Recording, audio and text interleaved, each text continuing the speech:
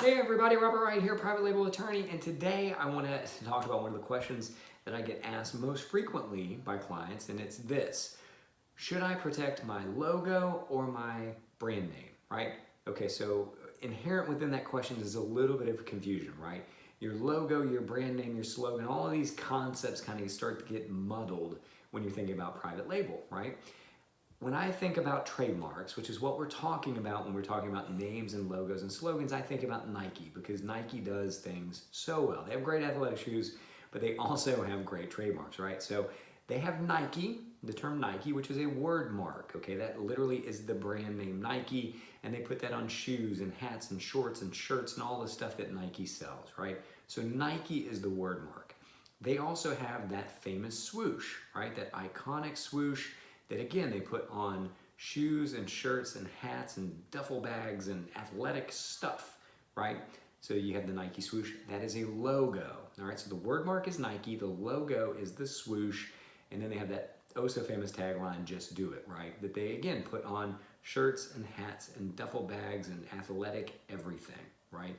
That's their logo, and they use it, all three of those, right? They use the word mark, the logo, and the slogan to distinguish their athletic products from everybody else in the marketplace, right? So you too, as a private label seller, you can be Nike. You can have a logo, right, a swoosh. You can have a brand name, a Nike.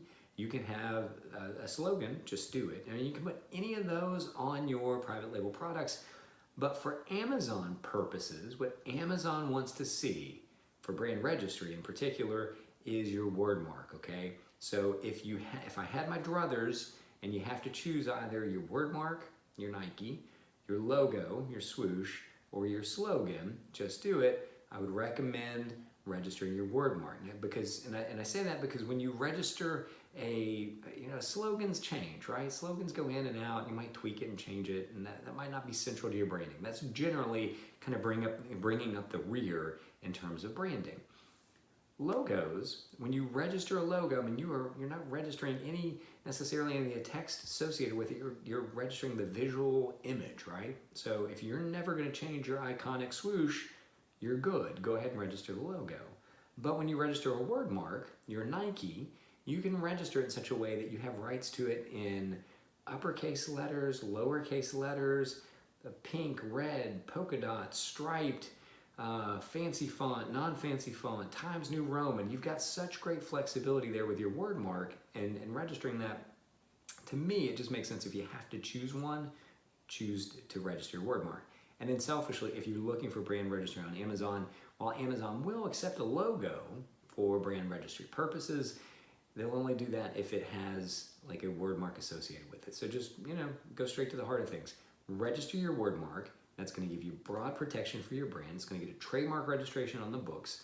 You're going to be able to secure brand registry, which is going to drive sales. So really, as you think about, well, which one should you register first? Your logo, your brand name, your slogan, something else? Register your word mark. Register your brand name. It's going to give you the biggest bang for your legal buck.